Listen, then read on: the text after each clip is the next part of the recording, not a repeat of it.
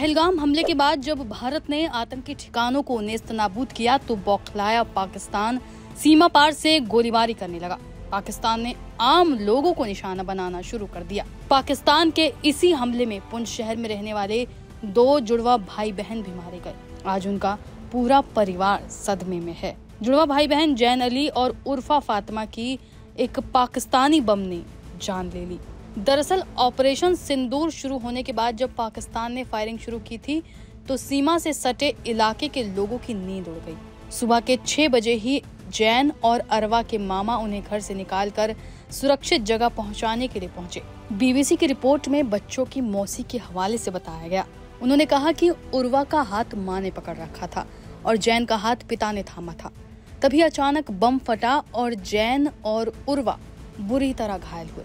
उर्वा की मां ने देखा कि जैन दूर पड़ा हुआ है और वहां एक शख्स किसी तरह उनकी सांस चलाने की कोशिश कर रहा है। जैन और उर्वा के पिता भी बुरी तरह घायल हुए। पिता रमीज को अस्पताल ले जाया गया। रमीज को बाद में पता चला कि उर्वा और जैन अब इस दुनिया में नहीं रहे। बच्चों की मां भी घायल है और अस्पताल में अभी इलाज चल रहा है। गौरतलब हो कि नजदीकी स्कूल में ही रमीज ने दोनों बच्चों का एडमिशन करवाया हुआ था।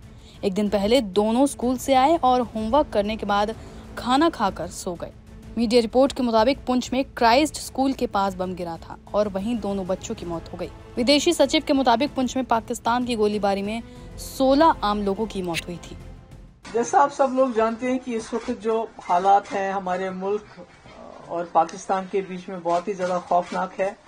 खासकर जो बॉर्डर्स पे हालात हैं, जिस तरह से बॉर्डर्स के लोग जहां दोनों तरफ से बच्चे हों, औरतें हों, बुजुर्ग हों, एक तो घर से बेघर हो रहे हैं लोग और कई हमारे जो लोग हैं जान भाग हुए हैं, जिसमें बच्चे शामिल हैं, जिसमें औरतें शामिल हैं।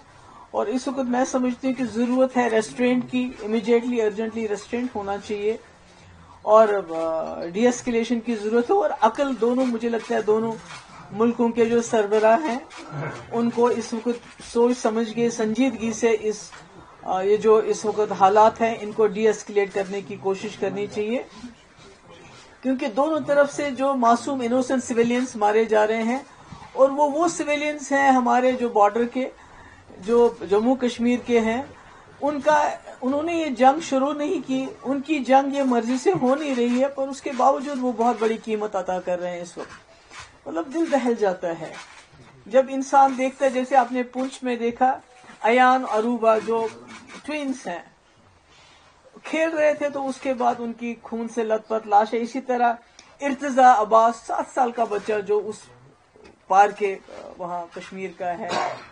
तो मुझे समझ नहीं आता है कि इसमें ये जो हालात हैं इसमें बच्चों का क्या कसूर है, औरतों का क्या कसूर है जो इस वक्त इस क्रॉस फायर में फंस रहे हैं, मुश्किलात में हैं। तो पुलवामा हो या पहलगाम हो, ये दोनों ऐसे हादसे हैं जिन्होंने हमें याद दिलाता है कि इसने 2 मुल्कों को तबाही के दहाने पे लाया, यानी कि इस पूरे रीजन को कैटास्ट्रॉफी के दहाने पे लाया।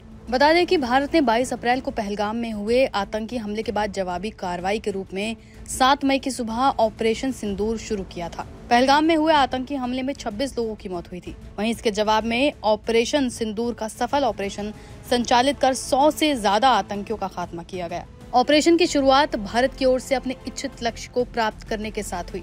इसने पाकिस्तान और पाकिस्तान के कब्जे वाले कश्मीर में 9 आतंकी प्रशिक्षण शिविरों को निशाना बनाया।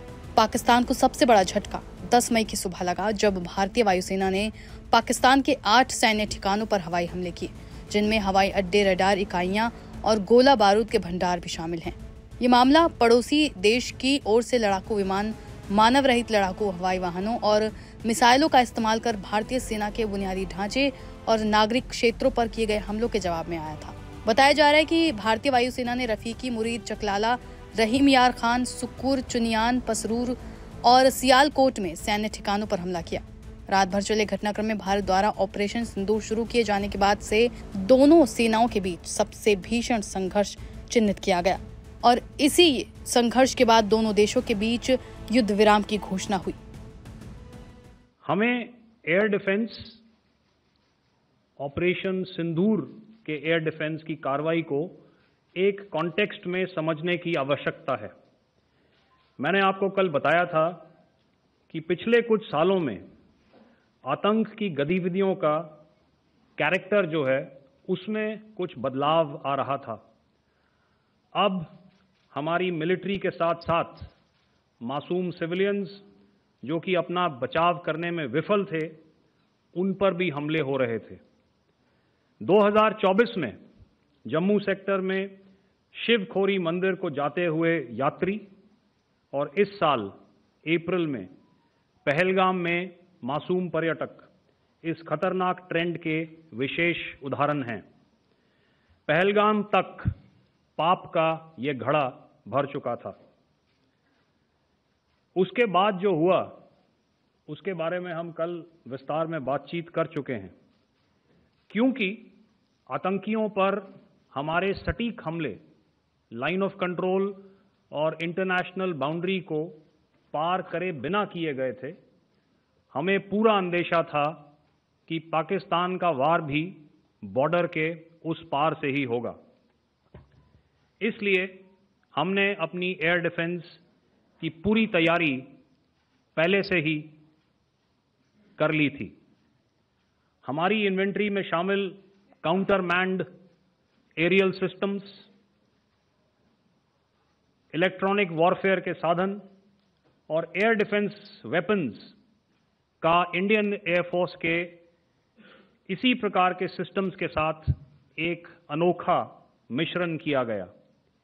इसलिए आपने देखा कि जब जब पाकिस्तान एयरफोर्स ने हमारे एयरफील्ड्स और लॉजिस्टिक इंस्टॉलेशंस में 9 और 10 मई की रात को लगातार हमले किए, वो इस मजबूत एयर डिफेंस ग्रिड के सामने विफल हो गए। आपके सामने इस ग्रिड को एक तरीके से दर्शाया गया है।